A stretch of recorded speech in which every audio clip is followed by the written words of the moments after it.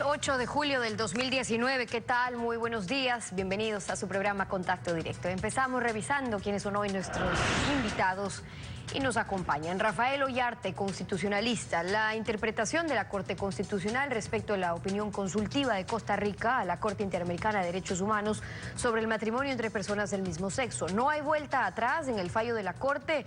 La opinión de Ollarte, quien integró la comisión seleccionadora de esa Corte Constitucional.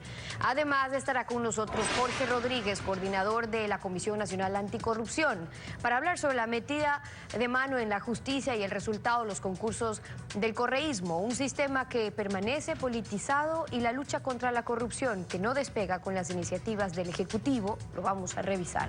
También estará Miguel García, presidente de la Federación de Servidores Públicos. Las reformas laborales cuya discusión avanza. Hay equidad en las propuestas, gana el empleador, gana el empleado, flexibilización para contratar, la eliminación del concepto de desahucio, la eliminación de la indemnización por despido en ciertos casos y algunos otros los revisamos en instantes. Luego de 35 días de permanecer detenido en la cárcel 4 de Quito, Alexis Mera, exsecretario jurídico del gobierno de Rafael Correa, cumple desde la madrugada del domingo arresto domiciliario en Guayaquil. Mera, con un amplio resguardo policial, abandonó el centro carcelario de la capital. Deberá usar grillete electrónico, no podrá salir del país mientras dure la investigación en su contra por el presunto delito de concusión. La decisión se tomó luego de que la defensa de Mera apeló la prisión preventiva. El exsecretario jurídico es investigado en el caso Arroz Verde por supuesto financiamiento ilegal a la campaña electoral del 2013 de Alianza País. A su salida de la cárcel 4 en Quito, Mera aseguró que seguirá defendiéndose. Odebrecht y el Estado ecuatoriano se sentarán en la mesa de negociaciones para alcanzar un acuerdo de reparación, tal como ha ocurrido en otras naciones. En el gobierno aún no tienen claro cuál será el monto de esa reparación. Señalan que lo primordial será que la constructora diga la verdad sobre la trama de corrupción que se desarrolló en la contratación pública en la era del correísmo. Que Odebrecht repare al Estado ecuatoriano por los perjuicios cometidos es lo que se buscará en una reunión que se va a celebrar la próxima semana. Así lo anunció el secretario anticorrupción, Iván Granda. El miércoles 10 de julio a las 10 horas nos reuniremos todos los representantes del Estado que estamos involucrados en el presente tema. El procurador es el que dirigirá, el procurador Íñigo Salvador será el que dirigirá, colaborará en esta mediación también o en esta reparación el Contralor General del Estado, Pablo Celi, la fiscal Diana Salazar desde la perspectiva del tema penal y nosotros como representantes del Ejecutivo. El Estado se sentará en la mesa de negociación sin tener una cifra en la cabeza, y es que son otros los temas que primero deben quedar en claro. No se puede establecer un monto porque esto es justamente un proceso en el cual se tiene que cumplir con estándares internacionales sobre el tema de la reparación ética, moral y sobre todo económica que tendrá que cumplir Odebrecht. Para nosotros el principal mecanismo de reparar a la sociedad ecuatoriana es el decir la verdad. Y que el acuerdo de reparación no significará la suspensión de los procesos judiciales que se desarrollan en el país. Granda dijo conocer que Odebrecht no ha dejado de colaborar con la Fiscalía General del Estado, y este ejercicio que se va a realizar con la constructora brasileña podría replicarse también con otras empresas involucradas en actos irregulares. También creemos pertinente que empresas como OAS y otras empresas tengan que cumplir con ese rol de establecer ya una mesa de diálogo con el Estado ecuatoriano con el objetivo de recuperar lo robado, lo que estaba vinculado en coimas. Al día de hoy, desde el gobierno no se puede asegurar si Odebrecht podría volver a contratar con el Estado. Lo que sí se indicó es que en el marco de la transparencia, los medios de comunicación podrán observar el diálogo que se desarrollará el próximo miércoles entre el Estado y la empresa brasileña. La actualidad, los protagonistas, el análisis y la información en Contacto Directo. ¿Qué tal, Lenin? ¿Cómo te va? Buen día. Buenos días, Estefi. Buenos días a todos quienes nos acompañan a esta hora. La sentencia de mayoría de la Corte Constitucional sobre el matrimonio igualitario abre un debate sobre el que unos quisieran que ya no se hable más y otros prefieren seguir analizando para continuar adquiriendo insumos que permitan desentrañar un fallo que encontró reparos serios, profundos, en la misma presidencia de esa Corte.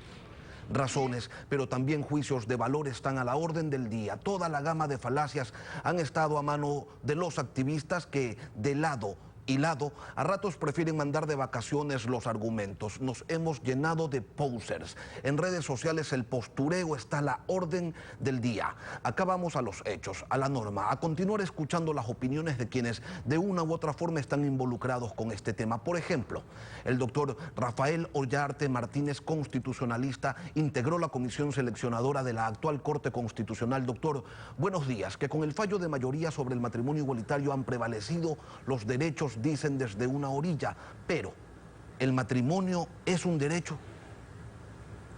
Buenos días, don Lenin, qué placer estar con usted, con doña Stephanie y con toda la audiencia de Contacto Directo. Bueno, aquí hay que hacer algunas aclaraciones. Nuestra Constitución señala que el matrimonio es un hecho, el Código Civil que es un contrato y la Convención Americana indica que es un derecho de hombres y mujeres sin discriminación, precisamente para evitar las prohibiciones de matrimonios mixtos que se vieron en el siglo XX y que también pasó en Ecuador. En Ecuador también hubo la pretensión de evitar matrimonios mixtos entre ecuatorianos y asiáticos en la primera mitad del siglo XX. ¿Prevalece entonces la opinión de la Corte Interamericana? A ver, vamos por partes. Usted tiene una Constitución del año 98 que, como las previas, no indicaba que el matrimonio era entre hombre y mujer. Lo único que decía es que el matrimonio se basa en la igualdad jurídica de los contrayentes. No indicaba otra cosa. Sí indicaba, en cambio, que la unión de hecho, estable y monogámica, era entre un hombre y una mujer.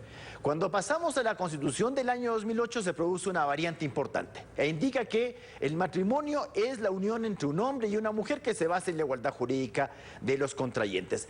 Y en cambio, la unión de hecho libre, estable y monogámica ya no se reserva para parejas heterosexuales, sino que se amplía para parejas del mismo sexo. Esa es la primera cosa.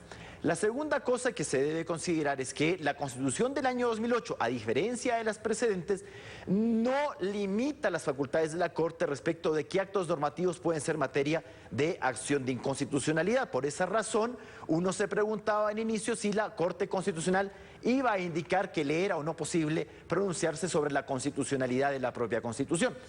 ¿Qué ocurre cuando se aprueba la Ley Orgánica de Garantías Jurisdiccionales? Uno de los jueces de la actual Corte Constitucional integró alguna comisión ahí que elaboró el anteproyecto de Ley Orgánica de Garantías y se restringió la acción de inconstitucionalidad solo a reformas constitucionales y únicamente por razones de forma, no de fondo. Entonces usted tiene aquí dos elementos importantes.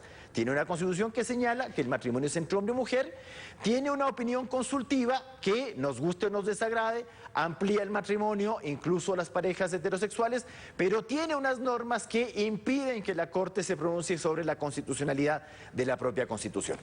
Pero hay quienes señalan que no se interpretó el artículo 67 de la Constitución, que es el que señala taxativamente que el matrimonio es la unión entre un hombre y una mujer. Al final, ¿qué pasó según su criterio? ¿Hubo interpretación o no? A ver, se toma la opinión consultiva como que fuera vinculante. Bueno, en el sistema interamericano clásicamente se indicó que las opiniones consultivas no eran vinculantes. Luego tuvo una variación y se indicó que las opiniones consultivas tienen un innegable efecto jurídico. Pero claro, no dice cuál es ese innegable efecto jurídico. Yo le puedo decir a usted, la doctrina tiene un innegable efecto jurídico, pero eso no quiere decir que yo puedo aplicar doctrina contra Constitución. Luego, la Corte Constitucional en el fallo de mayoría no se atreve a declarar la inconstitucionalidad de la Constitución, aunque nos da bastantes señalamientos de que al parecer los 5 jueces entenderían que el artículo 67 de la Constitución resultaba contrario a la Convención Americana. Hablan del principio de igualdad, hablan de la intimidad, hablan del libre desarrollo de la personalidad, hablan del derecho a la identidad, pero no declara la inconstitucionalidad de la Constitución y lo que termina diciendo es que la Convención Americana y la Constitución son compatibles y eso genera un precedente peligroso. Esto ya se utilizó en Bolivia, donde la Constitución indica que tienes tú una elección y una reelección inmediata. El Tribunal Constitucional Plurinacional hizo lo mismo que la Corte Ecuatoriana. Dijo, bueno, pero tengo una Convención Americana que señala el derecho a ser elegido sin ninguna limitación y por lo tanto voy a hacer convivir la Constitución con la Convención Americana. Esto abre la puerta a que el día de mañana las Cortes y Tribunales Nacionales en Ecuador tengan a su disposición la Constitución. A nosotros nos pueden gustar o desagradar las normas de la Constitución, pero si no nos gustan, las cambiamos. Pero mientras no las cambiemos, las tenemos que respetar. Entonces hemos abierto la puerta, independientemente independientemente del tema que estábamos debatiendo en este caso, a que la Corte tiene en sus manos la Constitución y que por lo tanto la Constitución ya no es límite para la propia Corte Constitucional. El presidente de la Corte, Hernán Salgado, indicó que los integrantes de este alto tribunal no pueden interpretar la Constitución y que no pueden torcer el espíritu del constituyente, que no son ni legisladores y menos aún legisladores constituyentes. En eso se convirtieron, le pregunto, doctor Ollarte, con este fallo de mayoría que aprueba el matrimonio igualitario. Yo creo que sí, porque, a ver, en primer lugar, dice que la Constitución no dice lo que está indicando. Así que cuando el matrimonio es entre un hombre y una mujer, no está diciendo que el matrimonio es entre un hombre y una mujer porque no excluye a otros. Bueno, si tomamos la letra de la Constitución, es claro que antes el texto constitucional no indicaba que el matrimonio era entre hombre y mujer, que en el año 2008 se agregó expresamente que el matrimonio es entre hombre y mujer. Si usted revisa las actas de la Constituyente de 17 y 18 de junio del año 2008, va a encontrar que la finalidad de la norma además es excluir completa y absolutamente el matrimonio homosexual y que por tanto se abre la puerta de la unión de hecho homosexual que estaba prohibida en la Constitución del año 98. Lo que ha hecho la Corte Constitucional es mutar a la Constitución de modo irregular, es decir, modificar una norma constitucional sin alterar el texto. Para implementar ese cambio, unos señalan que requerían de 7 votos, que el artículo 67 está en la parte dogmática de la Constitución. Otros, en cambio, dicen que no es así porque no se trató de una acción de interpretación lo que se presentó ante la Corte Constitucional. ¿Cuál es su criterio sobre esto? Sí, yo creo que no se requerían los 7 votos, no era una acción de interpretación. La acción de interpretación está reservada para interpretar las normas de la parte orgánica de la Constitución y no las de la parte dogmática. Independientemente, lo que uno critica del fallo es que se gasta 40 hojas en decir que la Constitución es inconstitucional, no declara la inconstitucionalidad de la Constitución, dice que hay normas que perviven y por lo tanto han mutado la Constitución. Y eso, para mí, es un precedente peligroso, no desde el punto de vista de lo que estamos discutiendo en el caso concreto del matrimonio homosexual, sino de las finalidades que tienen los políticos a futuro. Usted verá que los políticos no hablarán mucho de esto porque les deja la puerta abierta el día de mañana a no tener ya la necesidad de cambiar la Constitución, de modificar la Constitución, sino de tener una mayoría en la Corte Constitucional y hacer que la Constitución te diga lo que no dice. Si la Corte Constitucional se extralimitó en sus funciones y al ser el suyo un fallo de última instancia, entonces, ¿a qué estamos abocados? Se lo pregunto en función de esta opinión que diera el doctor Arturo Moscoso. Lo invito a escucharlo. Consulta popular es imposible porque y esto debería saberlo cualquier abogado que medianamente conoce el derecho, los derechos efectivamente no se consultan y hay jurisprudencia en ese sentido de la Corte Interamericana y por consulta popular no se va a poder revertir. Una asamblea constituyente podría intentarlo, pero de todas formas, a pesar de que existe la posibilidad de reformar la Constitución a través de una asamblea constituyente, la jurisprudencia de la Corte Constitucional también tiene un peso específico que no puede ser soslayado por una asamblea constituyente. Entonces, le pregunto, doctor Ollarte, ¿la Corte Constitucional puede modificar la Constitución a gusto de una mayoría entre sus integrantes y nadie puede hacer nada? A ver, a mí me gustaría compartir lo que dice Arturo Moscoso, pero cuando se aprueba la Ley Orgánica de Garantías, yo debo hacer presente que el juez Ramiro Ávila fue parte de la comisión que elaboró el anteproyecto de Ley Orgánica de Garantías. Se dijo algo que, a mi juicio, es un despropósito. Se dice que cuando usted quiere reducir derechos, no puede acudir a los mecanismos de enmienda ni de reforma parcial, pero sí a los mecanismos de asamblea constituyente con referendo ratificatorio. Ese criterio además ha sido confirmado por la actual Corte Constitucional, indicando que si se quiere reducir derechos se puede ir al mecanismo de asamblea constituyente y referendo ratificatorio. Así es que la famosa frasecita aquella de que los derechos no se consultan ha quedado en el camino por el artículo 106, número 1 de la Ley de Garantías y por un fallo de la actual Corte Constitucional. Primera aclaración. Segunda aclaración, este no es un fallo en que se declara la inconstitucionalidad de la Constitución. Le vuelvo a insistir esto. Por lo tanto, si es que hubiese declarado la inconstitucionalidad de la Constitución, le diría, bueno, no hay nada que hacer, por más que sean extralimitado. Lo que ha hecho es una interpretación, a mi juicio, indebida de la Constitución. Y por lo tanto, el día de mañana usted puede volver a hacer una interpretación contraria. Esto ya ocurrió, por ejemplo, en República Dominicana respecto de la nacionalidad de los hijos de inmigrantes que han nacido en el territorio dominicano. Así es que no es que aquí está dicha la última palabra. Si el día de mañana una Corte Constitucional, tal como ha dicho esta Corte, que no son incompatibles la Constitución con la Convención Americana y aquella decisión de la opinión consultiva 2417, que en principio se refería a derechos patrimoniales, pero ha terminado interpretando la Convención Americana, haciéndole decir a la Convención lo que no dice, porque se refiere a otra cosa respecto del derecho a contraer matrimonio hombres y mujeres en igualdad de condiciones. Pero bueno, en esta materia siempre quedará algo más que decir. Yo no creo que esté dicha la última palabra. Lo que sí ocurre es que el fallo, que aún no se publica, no puede ser variado, ese fallo. Pero la Corte naturalmente puede variar su interpretación futura, como lo han hecho en otros casos. Rafael Ollarte, constitucionalista. Gracias por venir a Contacto Directo. Siempre un placer. Vamos a una pausa y al regresar estará Jorge Rodríguez, coordinador de la Comisión Nacional Anticorrupción. El sistema judicial y la lucha contra la corrupción. ¿Cuáles son los casos rezagados que no cambian? Lo analizamos al volver. Quédese en nuestra sintonía.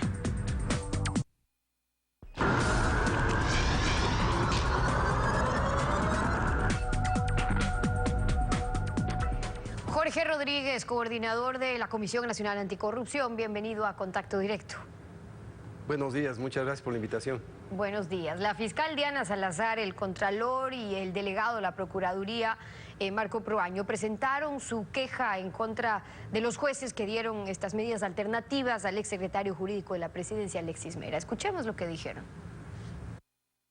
Los jueces Edgar Flores Mier y Luis Enríquez Villacreces, de forma displicente, por demás abusiva, dejaron con la palabra tanto a la fiscal general como al personal de la Procuraduría General del Estado y no permitieron que se presente de manera oral el recurso de ampliación y aclaración. No podemos permitir como Estado, como instituciones del Estado, que resoluciones y sentencias de algunos jueces sean una bofetada al rostro de la patria. Y el requerimiento de un sumario con destitución y una medida cautelar de suspensión de los dos jueces.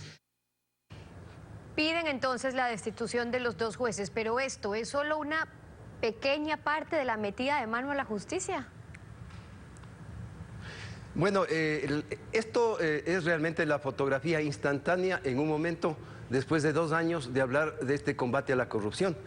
Los mismos jueces que se nombraron en el gobierno anterior siguen permanentemente hasta la presente fecha. Este pedido que hace airado 3 autoridades de la función de control, pues básicamente lo único que hace es ratificar que no hemos hecho nada para cambiar la justicia. Los jueces, son 13 jueces de la Corte Nacional que han sido observados con anticipación. ¿Por quién? Por el Consejo de Participación Ciudadana Transitorio. Recordará usted que una de las razones por las cuales son removidos los anteriores miembros de ese Consejo de la Judicatura que presidía Yalc fue específicamente por aquellos nombramientos que se hicieron de manera inadecuada y lógicamente poniendo a los amigos dentro de la Corte Nacional. Hemos pasado ya 2 años y hasta la presente fecha no hay. Sin embargo, el Consejo de la Judicatura actual está ya en un proceso de evaluación de los jueces y aspiramos que se hagan los cambios que todo el país requiere en este momento. Lo uno es este proceso de evaluación, pero ¿qué más resta por hacer? Porque por un lado denuncian al Consejo de la Judicatura, luego que los jueces en la Corte, luego que si los jueces fueron designados por el correísmo y que aún están en funciones, luego que hay otros que están en la Fiscalía, pero finalmente no se puede decidir a quién se aparta o no en función de por quién fueron nombrados, si responden al correísmo o no, sino que hay procesos. ¿Usted también cree que es todo el sistema de justicia el que necesita cambiar? Es todo el sistema de justicia y les recuerdo al país que como Comisión Anticorrupción hicimos un pedido el año pasado para efectos de que se cree las unidades, 10 unidades de jueces, peritos y fiscales anticorrupción. El presidente de la República aceptó de manera original esa creación porque es indispensable. Si es que tenemos en este momento un cuello de botella en la Fiscalía con tantos casos para dar camino justamente a todas las denuncias, si tenemos una Asamblea Nacional que tiene guardada la ley anticorrupción planteada por el gobierno nacional el año pasado, si es que tenemos la ley de extinción de dominio 10 años durmiendo en la Asamblea Nacional, pues no hemos cambiado nada del sistema. El señor Alexis Mera ayer tenía la razón que decía voy a salir libre, porque toda la estructura que él creó alrededor de lo que es el temas de justicia, tanto en lo que es leyes como es en los funcionarios que manejan la justicia, pues básicamente es exactamente la misma que teníamos con anticipación. Por eso es que ya hay quienes proponen que lo único que resta por hacer es echar abajo todo el aparato de justicia, volverlo a construir. Pero, ¿eso es posible o solamente con una constituyente? El día jueves de la semana pasada, como Comisión Anticorrupción, enviamos al Consejo de la Judicatura una lista de, creo que son siete personas que cumplen con los requisitos de jueces para efectos de que puedan hacer la evaluación. Constitucionalmente, quienes van a hacer esa acción tienen que estar con requisitos superiores o mayores que los jueces, Hemos dado nombres de la ciudad de Guayaquil, por ejemplo, el doctor Hernán Pérez Luz, está también, están varios personajes de la ciudad de Quito y de Cuenca, hombres y mujeres con nombre suficiente para darle respetabilidad a la evaluación de los jueces, que eso tiene que concluir en el mes de septiembre, o sea, 2 meses después. O sea que no hace falta echar abajo, lo que cree usted es que se necesita un cambio de nombres o renovar o la evaluación. No es así, es que debemos cambiar los nombres de las personas, pero también tenemos que cambiar leyes. Yo creo que es indispensable el que aprobemos en la Asamblea Nacional, le obliguemos a los señores asambleístas a que aprueben la ley de extinción de dominio, a que aprueben la ley anticorrupción, a que le den paso al Sistema Nacional Anticorrupción que planteamos el año pasado al Ejecutivo y al Legislativo y que hasta la presente fecha no se ha hecho nada. En resumen, esto hay que hacer un cambio de la estructura en sí mismo, de la estructura legal, pero también las personas que manejan justamente la justicia.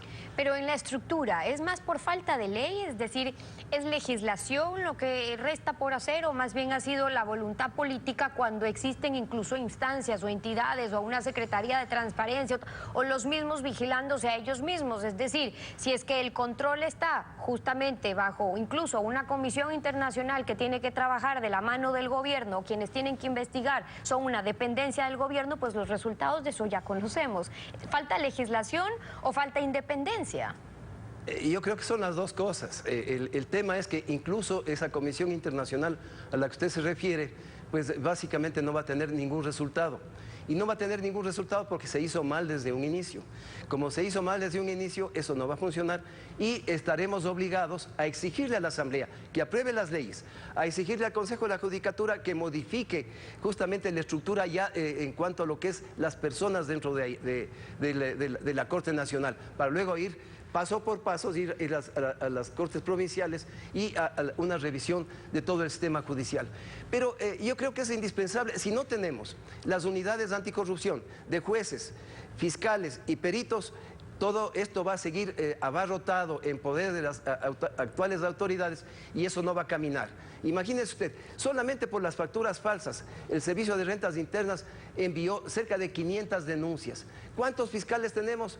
¿Cuál es el volumen en sí mismo de trabajo que tienen? Pues es imposible hacer las cosas de manera adecuada con los actuales recursos, tanto económicos como de tipo legal. Lo que más preocupa de estas denuncias es la impunidad en los casos denunciados.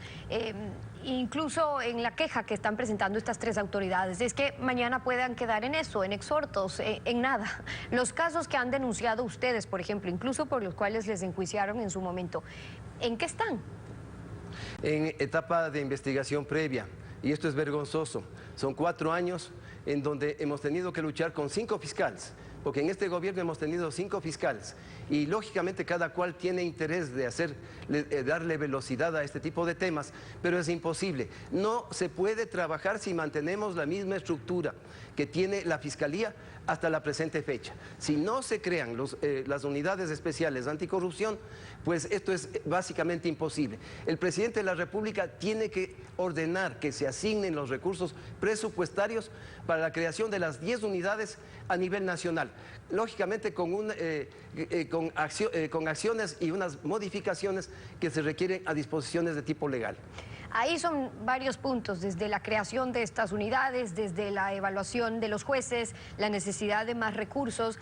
Ustedes han mantenido reuniones incluso con el secretario anticorrupción, han podido hacer un plan de ruta a seguir a juicio de la Comisión Anticorrupción. Y pregunto de la Comisión Anticorrupción, porque en teoría estamos ya trabajando con una comisión internacional que usted dice cree no va a servir para nada porque desde su origen no fue lo que se pensó. De hecho, yo añadiría, no fue ni siquiera lo que se ofreció en cuanto a una comisión de lucha contra la impunidad. Pero entonces, ¿en qué quedamos con eso?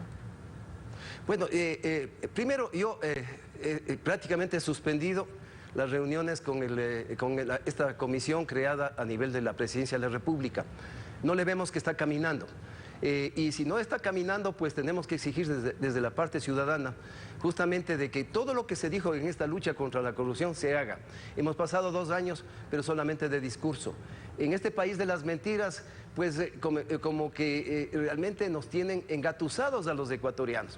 Con todos estos discursos de la Comisión Internacional, yo creo que solamente fue una fórmula para efectos de encubrir una falta de actividad, una falta de acción por parte del propio Ejecutivo.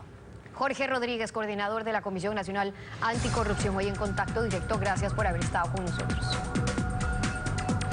7 de la mañana con 31 minutos. Vamos a una pausa y al regresar estará Miguel García, el presidente de la Federación de Servidores Públicos. Una revisión a las propuestas de la reforma laboral. Quédese en nuestra sintonía.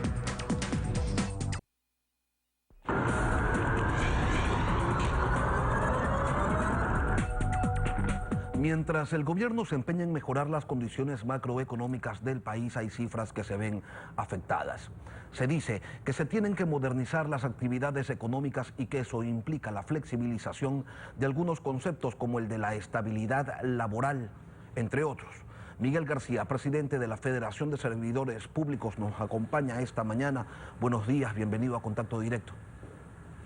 Muchas gracias, Lenín, por el espacio que nos otorga a los trabajadores para rebatir las propuestas que un sector de los empresarios está planteando al país. ¿Cuáles son los riesgos que ustedes identifican en la reforma laboral que se está discutiendo y que forman parte de los requerimientos, además del acuerdo con el Fondo Monetario Internacional?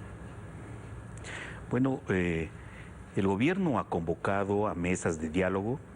Esto en relación a la cuestión laboral ha sido analizado al interior del Consejo Nacional de Trabajo, pero la preocupación que tenemos es que desde hace pocos días parece ser que como estrategia de los empresarios han logrado que ciudadanos relevantes sean y se conviertan en portavoces de nuevas propuestas al Código Laboral, propuestas que a todas luces son atentatorias a los derechos de los trabajadores. Y nosotros hacemos esta referencia dada la posibilidad que han dado a este sector para difundir estas ideas. Y nos preocupa, digo, porque los voceros son Abelardo Pachano, Augusto de la Torre, Simón Cueva y José Hidalgo, ilustres ciudadanos. Pero ¿qué es lo que están planteando? Plantean 4 reformas estructurales.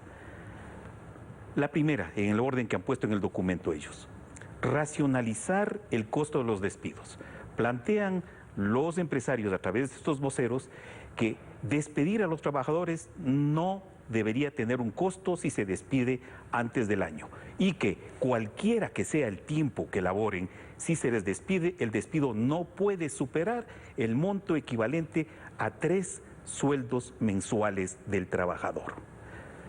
Esto es definitivamente atentatorio. Dicen ellos, y no tienen empacho en decirlo, de que estas propuestas no tienen el fin de estimular la estabilidad, sino que estimulan la capacitación y aseguran una protección socialmente justa, dice. ya no del puesto de trabajo, sino del trabajador en su movilidad. Cuando la propuesta de los trabajadores es que se garantice la estabilidad como contempla la ley, la norma y la Constitución. Ahora Hablan sí, ellos también. desde el sector privado, efectivamente, se plantea la posibilidad de poder despedir sin indemnizaciones, de eliminar el concepto de desahucio, de poder contratar sin mayores trabas, creando una suerte de aporte proporcional al IES que dependería de la modalidad del trabajo. Que todo eso es una cosa buena, señalan desde ese sector. ¿A ustedes les parece que está mal? En el segundo punto, ¿por qué? En el segundo punto, ampliar las opciones de contratación. Se plantea sin matices, que el Estado no tiene por qué regular las condiciones de los contratos laborales y que en consecuencia se les debe permitir a los empresarios la contratación por horas, la contratación los fines de semana, la contratación a tiempo parcial, en fin, sin control alguno. Definitivamente, Lenin y la ciudadanía entenderá de que si hay algo que tiene que hacer el Estado es garantizar que los derechos de la ciudadanía y entre ellos los derechos de los trabajadores sean garantizados. Y una manera de garantizar es evitar legalmente la sobreexplotación de la clase trabajadora. Pero dejemos algo en claro, ¿ustedes estarían dispuestos a que se permitan todos los tipos de contratación, por horas, parcial, por trabajo cierto, siempre y cuando hay un control? No, el control tiene que ser siempre y cuando se respeten los derechos adquiridos y se respete la norma constitucional que establece que los derechos tienen que ser progresivos, no hacia atrás. ¿Se oponen al trabajo por horas entonces? Definitivamente esto ya fue superado. Esto ya fue superado y en consecuencia se demostró lo nefasto de esta flexibilización laboral. Porque lo que garantizamos Pero lo nefasto, sí. Doctor García, ¿era el trabajo por horas o era el descontrol? ¿Era la falta de regulación? ¿Era que el Ministerio del Trabajo no hacía su trabajo? Ambas cosas combinadas. Era el descontrol y también el trabajo y el abuso que se daba de esta modalidad de trabajo. Lo que tiene que entenderse, Lenin, es que superamos eso. Necesitamos de estabilidad. Necesitamos estabilidad de los trabajadores para que se capaciten, para que se sientan integrados en la empresa, para que tengan mayor productividad. Y estos parámetros que están estableciendo no son precisamente ni colaboran en ese sentido. ¿Y cuáles son las propuestas que tienen ustedes? Porque resulta que el Código del Trabajo se muestra bastante inflexible y dicen desde el sector empresarial que por eso es que hay hoy menos empleo que antes. Nosotros tenemos una propuesta de sentarnos sin previa circunstancia establecida por los empresarios ni por nosotros en un diálogo franco y oponernos a cualquier circunstancia. Y permítame, Lenin, a analizar las otras dos reformas. Plantean en la reforma 3 sustituir la jubilación patronal. Esto tiene sus matices reales. Del 100% de trabajadores del sector privado que podrían acceder a la jubilación patronal, esto es, los que cumplen más de 20 años, apenas el 5% alcanzan a este beneficio. ¿Por qué? Porque los empresarios a los 19 años les despiden. Eso hay que analizar y buscar una alternativa. Eso es un punto de discusión. Pero la última propuesta, Lenin, la que hacen, que no se atrevían ni siquiera los señores directivos de los empresarios, es plantear que se disminuya el salario base, el mínimo vital. Plantean los señores que además de este salario mínimo de $394, que implica que al trabajador se le está pagando $2.46, les parece demasiado y plantean que se disminuya el salario mínimo para los jóvenes que recién entran a trabajar y que se disminuya más aún para los trabajadores del sector agrícola. ¿De qué estamos hablando? Si estas son las propuestas de los empresarios, quiere decir que no tienen la menor intención legal y honesta de dialogar y encontrar una solución para incrementar los trabajos en el sector público y en el sector privado. El problema es que incluso si se llegara a dar esa reforma y no se reduce el desempleo, dirán que es porque no se ha eliminado el impuesto a la salida de divisas, por la tramitología, por el anticipo del impuesto a la renta, porque no hay competitividad, porque somos un país caro, en fin, me podría quedar un buen rato enumerándole razones que dependiendo del día transmutan y se convierten en excusas. El problema aquí es que no hay certezas en el diálogo, no hay certezas en la negociación. ¿Cómo la superamos? Con sinceridad. No hay certeza, usted lo ha dicho, y gracias por las aseveraciones que usted expresa, que las compartimos nosotros. Aquí, en algunos casos, lo que quiere es imponerse, y el sector empresarial parece que ha considerado que tiene mayor incidencia en el gobierno y quiere imponer ciertas circunstancias a las que nos vamos a oponer. Obviamente, sí es necesario encontrar una solución para que alrededor de 6 millones de personas que no tienen labores, que no tienen trabajo, se incorporen al mercado laboral. Pero esta incorporación no tiene que ser sin derechos, tiene que ser con los mismos derechos de los trabajadores que ya estamos formalizados.